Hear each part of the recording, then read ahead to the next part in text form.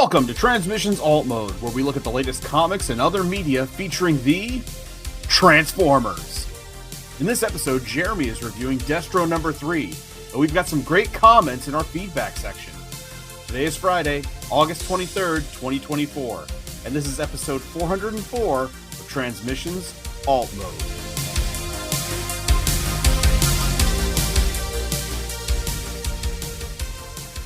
Welcome to Transmissions Alt Mode, the podcast that's ready for the Hawk Tua girl to disappear into obscurity. I'm your host, Daryl, the Cybertronian Beast, and I am joined by the excellent Transmissions team of Jeremy, aka Echo. Hey, how's it going? And Scott, the illustrious Dr. Pants. Hello, everyone. Let's talk Transformers.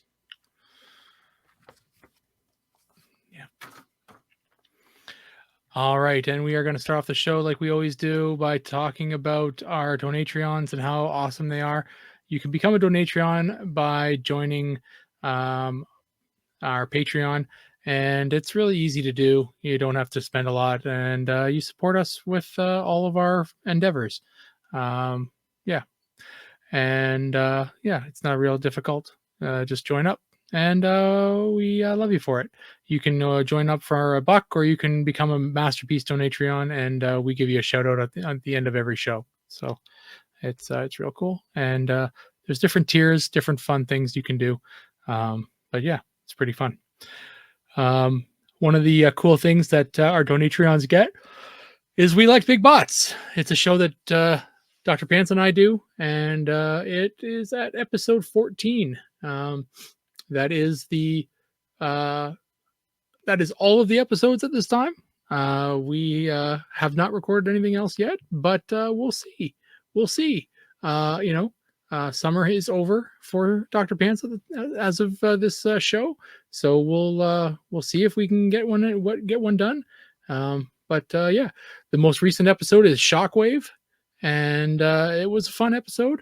We did a lot of showed off a lot of really cool figures of Shockwave. There's been a lot over the years. Yeah, so. He's pretty he's a pretty common figure to character to be to show up in a lot of different iterations over the years. So it was fun to show off some Shockwave figures, and pretty cool. We also have the series Empire of Rust. And it is in season 3 right now, and they are going into episode 122. It's a Tuvix situation, and that is available for Donatreons as of this recording. And you will be able to listen to the regular version without being a Donatreon, and that'll be available on August 26th. And so look for that. We also have the Transmissions Extra that is available for everybody, where we reviewed Deadpool and Wolverine. We gave a spoiler review and gave our reactions and talked about the movie. It was awesome. We had a really good time doing that. That was fun. I dialed in from St. John's, Newfoundland for that. I was very excited to watch it, and I wanted to talk about it right away. I did not want to wait. So, yeah. And lastly, we have our Transformers number 1 exclusive variant cover available.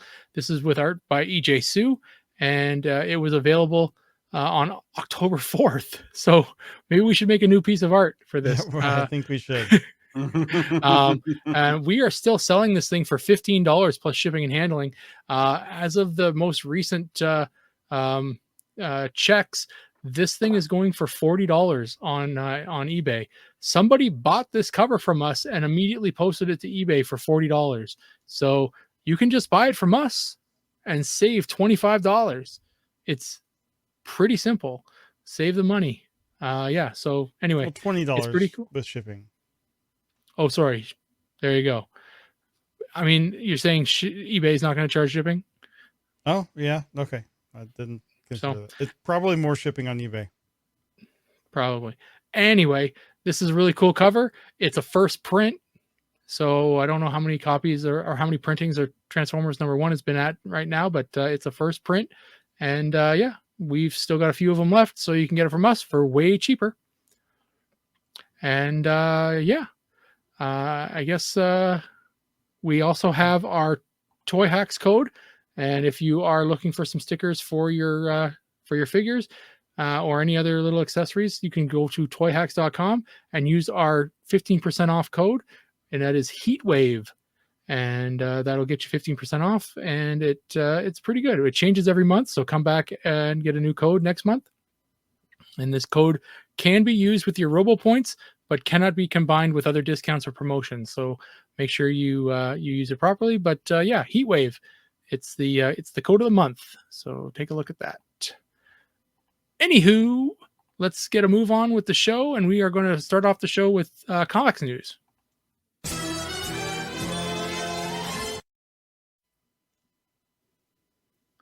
All right, we are going to start off the show by talking about Void Rivals, and they are getting a #1 reprint, and it's a gold reprint. The 10th printing. We were talking about this a week ago or so, maybe. This is the 10th printing of Void Rivals #1, and it's the gold printing. Yeah, I mean, they needed a reason to kind of make you buy the 10th printing of an issue. So they've gone out and said, okay, well, this is the 10th printing of it, and it's a special, gold version. So I mean, how many print? This 10th printing has 10 covers. Like, I love how they say that this printing is certified Skybound Gold, as if it's like an industry thing, but it's not. They just keep printing it. People keep buying it. I'm interested in this for one reason. EJ Sue has a cover. It's cover H. We may have a picture of that here somewhere, but it is EJ Sue having a cover here, and so yeah, I would look at that and maybe don't really pick that up. Say what the different covers are. You can tell. I don't think that's the last one we his. got. Is that it? Okay. That might be his. Don't see a signature on there. No. Anyway, EJ Sue's got a cover here.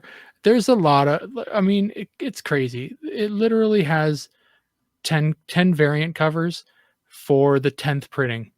What are you doing? Does this show all 10 covers? Because if they're in order, then his would be the 8th one. I don't think it doesn't. It does. There's also Daniel Warren Johnson cover. Mm-hmm. Yeah. I don't. What are you guys doing, Image? Like, come on. What's happening here? Making money. Yeah. I mean, like I said, people keep buying it. So anywho. I bought a reprint of Transformers #1. I think it's the 7th printing because I like the cover. Yeah, but how many copies of the first subsequent printings do you have? Oh, none. I just have the first copy, the one of ours, and then that one. So I have 3 copies of issue #1. That's it. Right. Yeah. So I don't know. I think Void Rivals #1. I think I probably got 4 copies of it at this point, and I if I can find EJ's cover, I might buy it. But they're killing me with these, man. Like, if you're a completist, you're just I can't be that completist. It's, I don't know.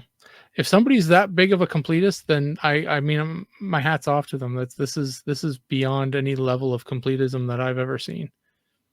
Anyway, moving on, we have a new kids series from Skybound, and it's called Transformers Worst Bot Ever, and this is being written by Brian Smitty Smith and art by Mars Jr. Mars Jr. we've seen before. He's done some of the covers that we've been fond of, and this is going to be a series of books, but they're introducing a new character that's going to be the central character of these books, and it is Ballpoint. So these are going to hit stores in July of next year. And he's we're gonna have these are gonna kind of follow this character Ballpoint during some wacky adventures. I think it's essentially like a Dogman style type of book, like graphic novel for kids. What now? Dogman, you'll find out when your kid gets older. It's the most popular book series right now. Mm-hmm. It is a kid's graphic novel type book. Yeah. Even I know about this. Yeah, by the writer of Captain Underpants. Who? Okay, yeah. You'll find out when your kid gets older. I have a kid. Your older kid missed all this completely. I see. Mm-hmm. My kid is like smack dab in the age range for this. Okay. But all right. I'm interested. He starts out as a Decepticon. Oh yeah. And he's trying to defeat the Autobots. And I'm like, that's really interesting, like direction to take this. Mm-hmm. Anyway, it looks fun, and it looks to be drawn really well, and with Mars Jr. being on the art, I know that we've definitely expressed our favor for his art over the past little while. So we're looking forward to seeing some of these books when they start hitting the shelves. So that'll be fun. And lastly, in comics news, we have some solicitations, and these are for November of 2024. And we've got 2 books hitting the shelves. Transformers number 14. And this one is solicited as end of story arc. So interesting that that 14 is the end of the story arc, being as they usually travel in 6s. I thought 12 was also solicited as that. Oh, so maybe we'd have to check, but that would make more sense because of the 6 and 6. But yeah, anyway, so Transformers 14 and then Void Rivals number 14. There is a bit of a breakdown for what is going to be involved with the story for Transformers 14, but we aren't going to mention it here just because of spoilers. If you want to be spoiled and you don't care, then you'll have to chase this down and follow the show notes and read it for yourself. Just because we don't want to ruin it for somebody who doesn't want to be ruined. Yeah, so that's fun. But anyway, it does look like both books are going to be exciting. From the cover images to the breakdown for 14. It looks like they're going to be good. Anyway, that's it for comics news, and let's move on to our review this week. Right, and we are reviewing, much to Daryl's chagrin, Destro number 3. It's, the latest in this Destro series, and it is written by Dan Waters. Art is by Andrea Milana. Colors by Andriano Lucas. Letters by Russ Wooten. And editors Ben Abernathy. So the book starts leaving the tomb of his clan. Destro is immediately aware that he's being watched. Knowing that this assassin is from Xamot and Tomax, he promises to wipe the location from the brain of the assassin's corpse with steel wool.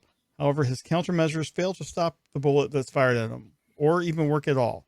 His communications are also not working, and somehow this person has a localized EMP effect that's disabling all of his equipment.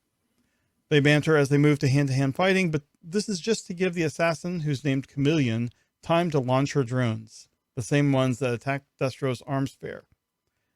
In Mars Industries headquarters, Mercer and Scrap Iron are disassembling and examining the tech from the drones that attacked the fair.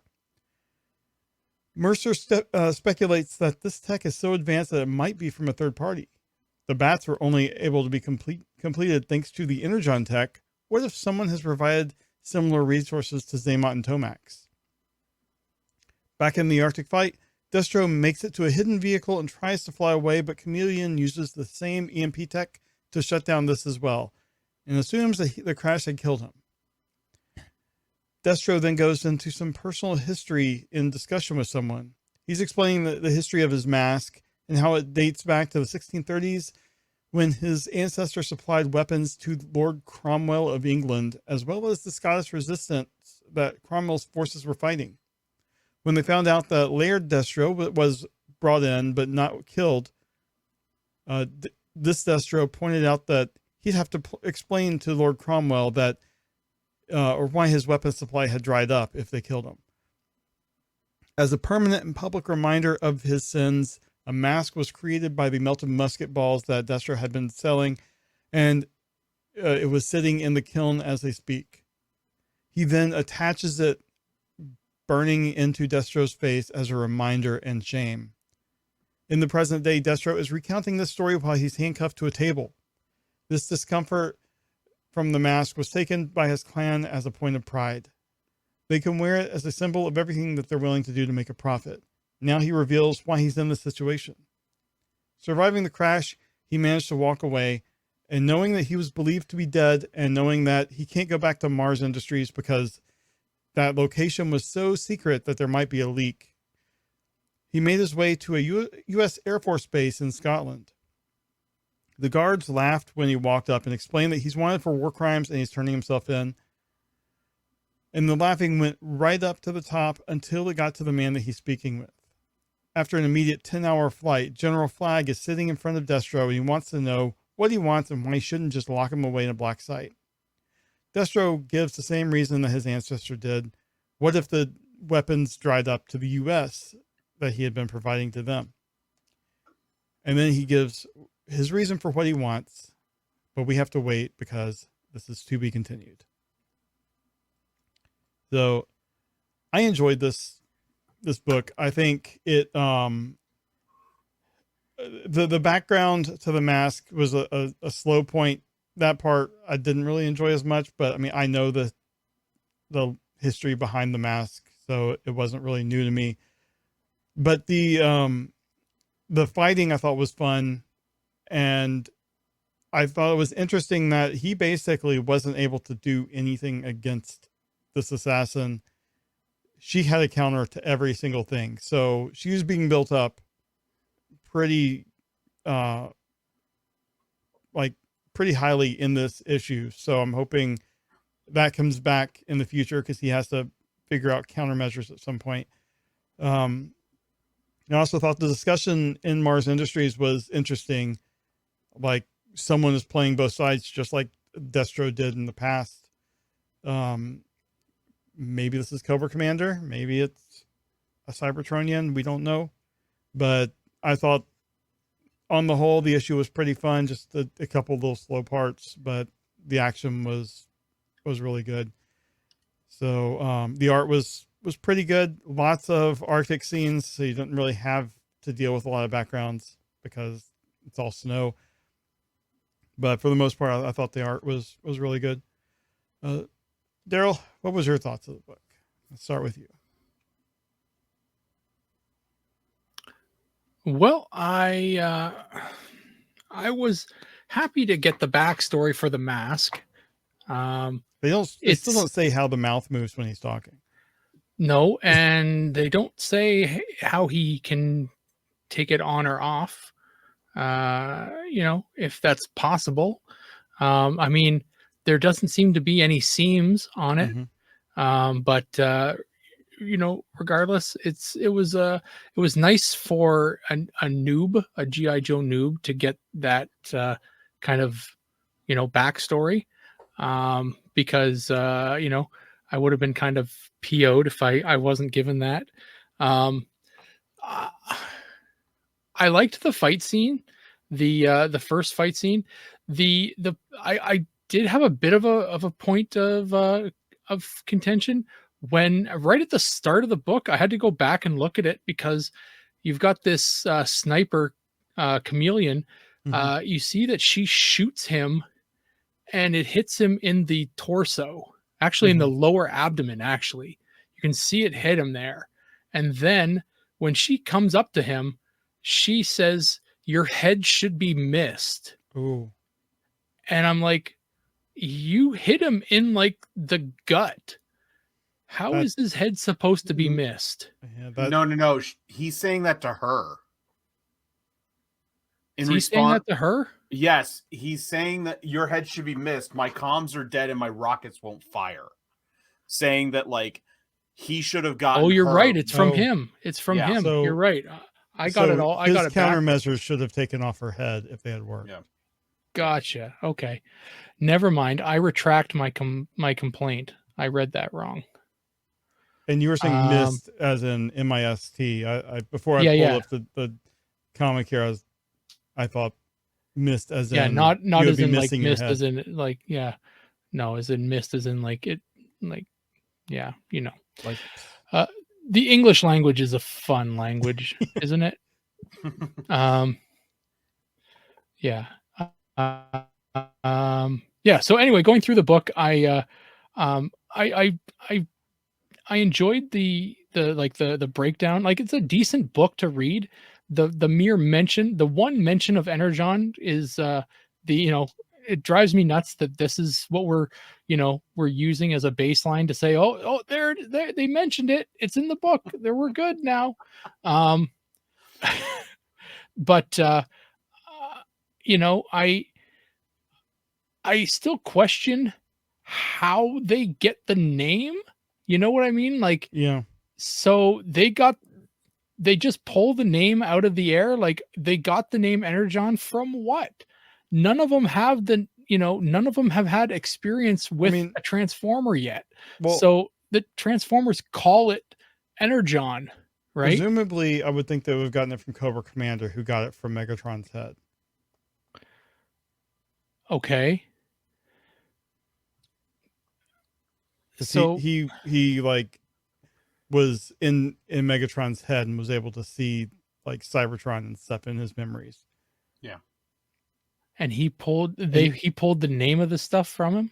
Yeah. Presumably, yeah. Yeah. In English? Well, okay. Okay, listen. Comics. A little bit of suspension of disbelief, but if he's pulling something from a foreign brain. Right. If you can believe that happens. Sure. Yeah. Okay. So let's assume that that's what they did then. Okay. Yeah. So anyway, it's a fine book.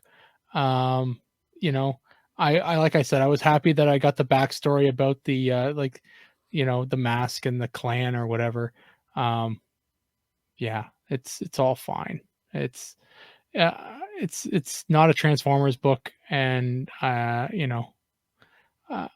would have liked for these drones to resemble something, but I mean, maybe they do in G.I. Joe world, but I don't recognize them. So, yeah. The vehicle he definitely gets into is some kind of Joe vehicle. I can't remember the name, but that will look more familiar. Yeah. So I will say anyway, one other complaint that I had was the Scrap Iron's name was not mentioned at all. Mercer was name dropped there. I had to Google to figure out Scrap Iron's name. So some kind of cast list, like some of the IDW comics used to do, would be very helpful. Right. They say Scrap Iron's name in the comic. I was looking. I didn't see it. The very first panel, the outside of Mars Industries. I see. I didn't go back far enough when I was doing review. I did Google. Okay. I feel as though neither one of us read this book properly. Apparently I did. Right. This book is not worth my time. Anyway, yeah, I thought it was fine, but I much prefer reading a Void Rivals or a Transformers book. All right. Well, Dr. Pants, what was your thought? I didn't read Destro 1 or 2. And I never said anything to keep it that way because I kind of like coming into middle of the road issues to be like, can I pick up an issue in the middle of a run and be like, do I get what's going on? And I can say with this, yes. By the end of it, I had a pretty good idea of what was going on in this story, and that's a good thing. Overall, I enjoyed this book a lot more than I did Scarlet. Scarlet felt very, very cliched, very just stereotypical spy thriller story. This one was not without its cliches, but at least it was kind of interesting, especially the whole idea that, Destro is an arms dealer. He is playing both sides. And that is interesting. Along with Daryl, I could not agree more that thank God we got a backstory to Destro's helmet. That is something that has bothered me ever since I was a little kid. And I looked at Destro and I'm like, why? Wasn't it in the G.I. Joe movie that was horrible? The old cartoon one or the new? No, the Rise of Cobra, the live action. Oh my God, I didn't see that. Are you kidding me? I've seen that more times than I should admit. Once? Did you see it once? Because that's more times than you more. should. Oh my God. But I thought that was interesting, and then telling the backstory and then immediately like reciting the same thing to General Flag was very cool, kind of poetic in its own right. I like that a lot. The fight scene between him and Chameleon was cool. I especially like that Destro sucks at this fight. Like, without his weapons, he is not good at this.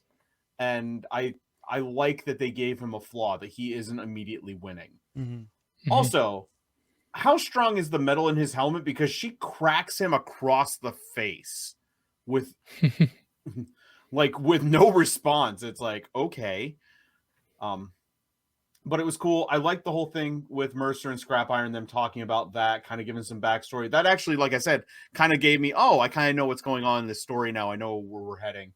And I like the intrigue at the end. I kind of want to know where this is going now with Destro and General Flag. I want to see what happens here.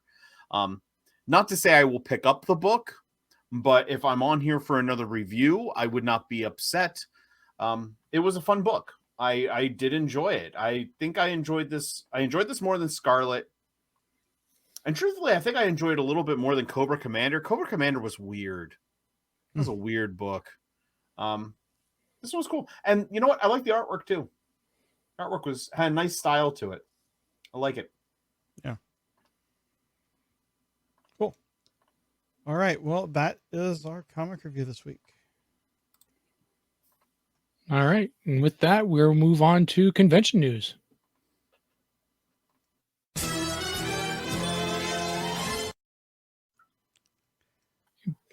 In convention news, we have one topic, and it's a big one.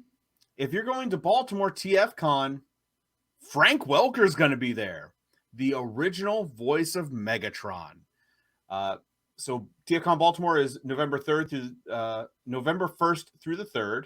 And Frank Welker will be there Saturday and Sunday. So if you want to go and get an autograph, go get your picture with him. I'm sure he offers recordings and stuff and videos. Be ready for that. All for a price. It is all for a price, and you can bet that there is going to be a line there. Yeah.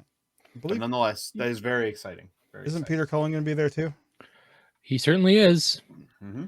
So you've got Optimus and Megatron, and this is the second time that they've appeared at a TFCon this year together. Mm-hmm. I've been seeing pictures like they're at other cons all the time now. Yeah. Mm-hmm. So if you want to spend your entire TFCon weekend in a line, there you go. Well, I went to see Frank Welker at TFCon Los Angeles, and the line that I stood in, because they obviously didn't care who I was. I mean, I tried to play the big guy card, and it didn't work. But I was in that line for easily 2.5 hours. Bring snacks. Yeah. Make friends in the line. Oh yeah, I mean that's always fun. Yep. Bring a Nintendo Switch. Bring a book. I mean, best thing about making friends when you're in a line, you can ask them to hold your place while you go get something, and then you can hold their place while they go get something. Right. Yeah. Go to the bathroom. Yeah. You get bathroom friends. Mm-hmm. All right. Well, with that, we're going to move on to our feedback.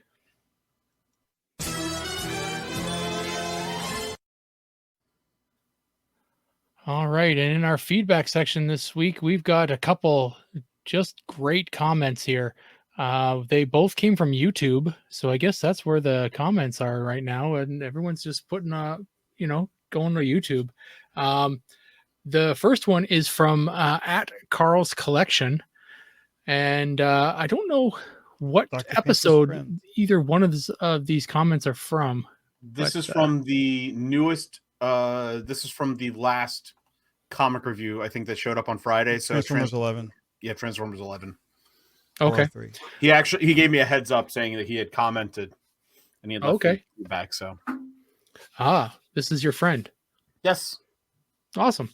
Okay. So Carl's Collection goes on to say, another fun review, guys. A few comments. I wouldn't get too hung up on the idea that the Joe's books aren't addressing Cybertron. They did say Duke was 6 months later than the encounter in TF issue 2, but at the end of Duke number 5, he was shown an image of double guns blazing Optimus, which is likely from the battle that took place in TF6. So one could assume that Destro and Scarlet are both taking place after Duke, but before the events of TF issue 10. Point being, they really aren't going to drop too many references, because if it doesn't serve the stories being told in Destro and Scarlet, there really isn't a huge advantage to do so. Flip side is, I have seen Joe fans mention they don't want there to be a ton of Transformers references. I have a problem with that. Only because you're being forced to read the Joe books. Yes. He goes on to say, for me, I'm on board for all the angles of the Energon universe, so I'm happy to let each corner get established before they're really needing to cross them over and have them intertwined. We can assume Duke will be the one leading the charge against the Transformers, so that story thread should be continued in the upcoming G.I. Joe series. That was one major comment. Thanks, Carl, for that. He went on to make a second comment, and he said, figured this would be a better as its own comment in regards to the logos and the use of stencil and / stamps. I just opened an art package with multiple original pages from Jose Corona. That's what I said. You said Jose. It's my Canadian accent. And can't say for certain how they are produced. It's possible they are a stencil, but I can say that there are variations and hand inked lines on them. So at least on the pages I have, they aren't just a stamp, digital or traditional. That said, even if they use a bit of a shortcut, it has to be a time saver. And the flip side of that is an artist has more time to add in all those background details we all love, and that really flesh out the world / page. Those deadlines for the comic book artists are tight. So for me, I'd say any shortcuts that might be used, the trade-off is well worth it. Yeah, I mean, I really enjoy the backgrounds being added, and hearing it from my friend Alex Milne, who was working on the Transformers books for a very long time. He's kind of laid it out for me as well. So yeah, whatever works, I guess. Those digital ones that are just skewed, and they stand out to me really, really badly. Yeah, and I think even if it's like, if they aren't doing it now, we know at times in the past Hasbro has mandated the stamps, or I guess they kind of trust the artist, because they do have to kind of protect the integrity of their faction symbols, which they didn't do in the 80s, as you can see from the blaster image on our feedback. Oh yeah, I was about to say, like, that ain't no stamp. the G1 cartoon had notoriously bad faction logos all the time. Yeah. Right on. Well, thanks, Carl's Collection, for sending in both those comments. They're great, and feel free to comment on every episode, and feel free to mention how great of a host I am. I would like to say that Carl has been getting into the Transformers a lot more, especially because of these comics and the reviews we've been doing. So we may hear more from him. Awesome. He did message me today specifically just to say, hey, is there some place I can get Autobot and Decepticon logos for some of my new toys? No, You're like, there's no place. Do I have a website for you? And a discount code. Yeah, for sure. All right. We have one more comment, and this is from @Stewart118 Tyler. he's been commenting on a lot of our episodes. Cool. And then they go on to say, personally, Shockwave is one of the few Decepticons that are truly evil. I know cons are bad, but walk with me for a minute. Okay. Decepticons are bad guys. They are villains. Those words, bad guy and villain, doesn't mean evil necessarily. Soundwave is a bad guy, but he ain't evil. Evil doesn't care. Magneto, my personal favorite character, is a villain, but he's not evil. Carnage is evil. Kingpin is a bad guy, but he's not evil. The Joker is evil.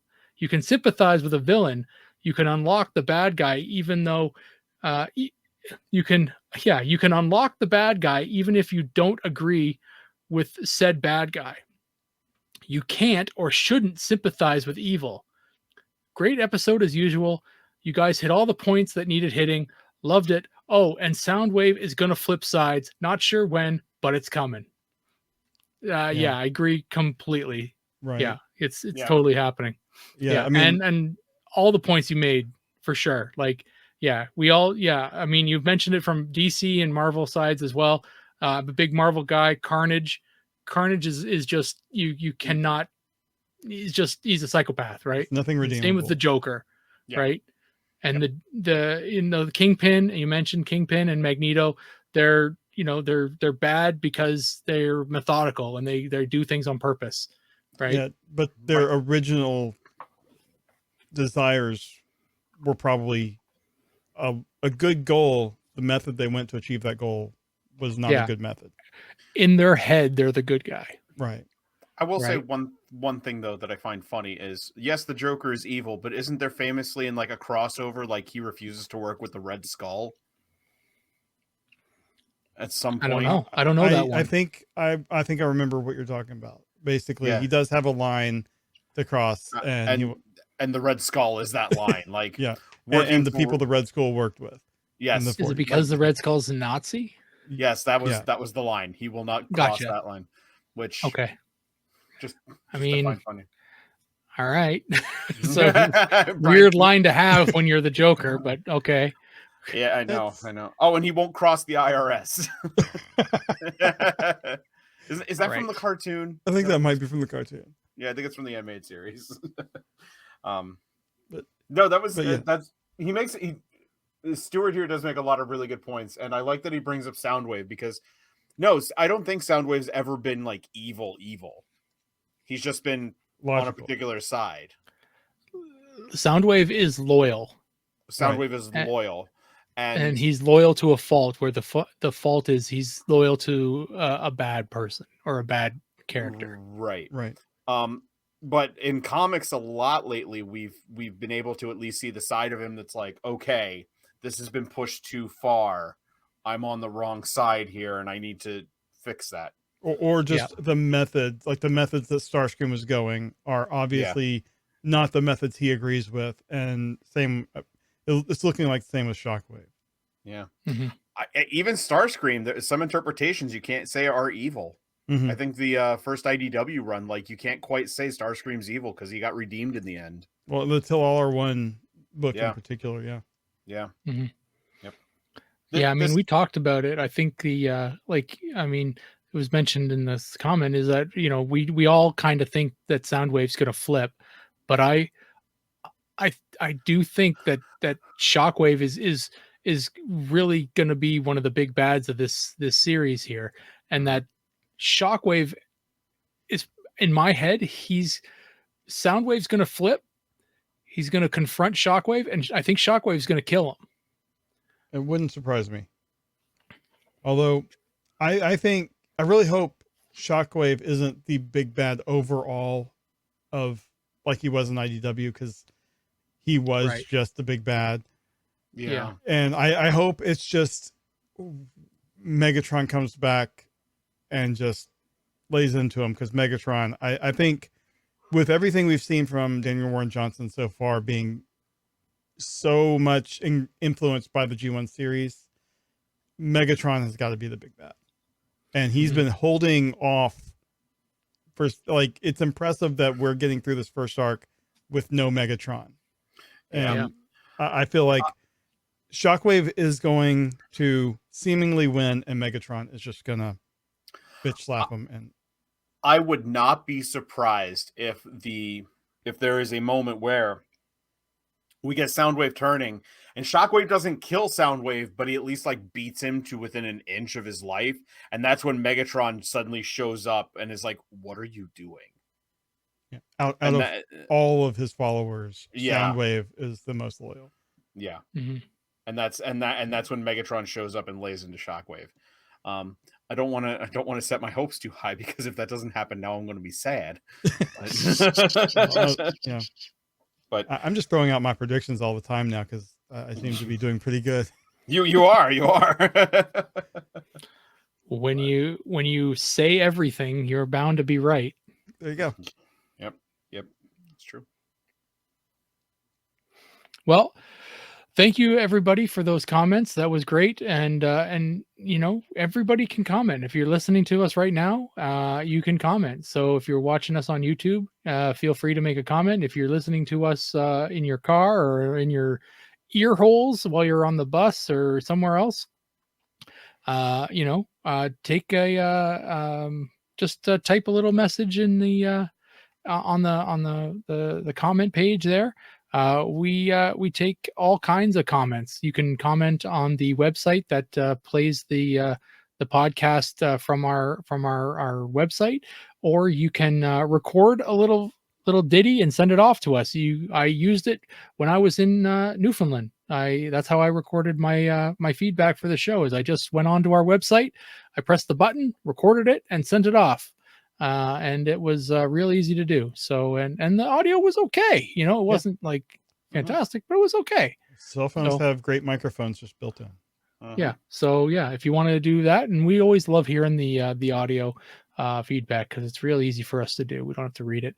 That was a lot of reading for me. And I'm not real good at reading out loud. You say the audio feedback is easy to do. You don't see the like 20 minutes of me fiddling with the site to make the video so it'll play. That's not work for me. Anyway, at the end of each show, we want to thank our Masterpiece Donatreons. We love these guys, and they are they're the real MVPs. We got to thank John 4x11 Good, Demon Tech 82, and Steve C. Thank you everybody for being with us on every episode. And you three are with us, with everything that we do. You guys are there to support us, and we really appreciate it. So thank you again. It's great. And Dr. Pants, thank you for joining us again. I know it's the start of the your work season again. So things are going to get hectic, but you've been with us, I think, 3 weeks in a row now. So it's something like that, maybe. Yeah. So it's becoming a regular thing here, but I know we're going to get a little bit less in the next little while, but it's okay. You're still welcome back anytime, man. So I love to come back. You know how it is. And I won't be lost at sea anytime soon, hopefully. So you say that. Yeah, I do say that. Knock on wood. Life preserver. Yeah. There's no water coming in, so we're okay. We're okay. Yep. But let us know. Tell everybody what you're up to and where they can find you when you're not here. When I'm not here, I am doing the Nerdstradamus thing. That is my YouTube channel. I do it with my friends. We also have a Twitter, a TikTok, Facebook, all that stuff. And you can find it all at our link tree, which is right below my name if you're watching this on YouTube, or it is in the show notes if you are listening to this. Please go check it out. We do all kinds of fun, mostly video game themed stuff, but we do some robot stuff. One of the latest videos is a tour of my robot collection, Transformers and Gundams and stuff. So if you want to check that out, and we did a couple of conventions recently where we did some videos for that too. So check those out. Right on. All right. And Jeremy, I mean, you're here all the time anyway, so it's not really a big deal to thank you, but so I won't. Yeah, no, thanks for being here. It's very good. We couldn't, it's hard to do this without you here, and Charles is, he's off taking a shit, doing something. Okay. Probably. He's on assignment. He's on assignment. He's on something. Porcelain assignment. Anyway, that's it. I'm done. Talk to you later. Bye. Later. Thank you for listening to this episode of Transmissions. If you'd like to join the conversation, travel to our Discord channel at transmissionspodcast.com/Discord. Want some cool transmission swag? Feast your eyes on our transmissions gear at transmissionspodcast.com/shop. If you'd like to support our podcast, go to transmissionspodcast.com/support or tell your friends about our show. We'll see you next time.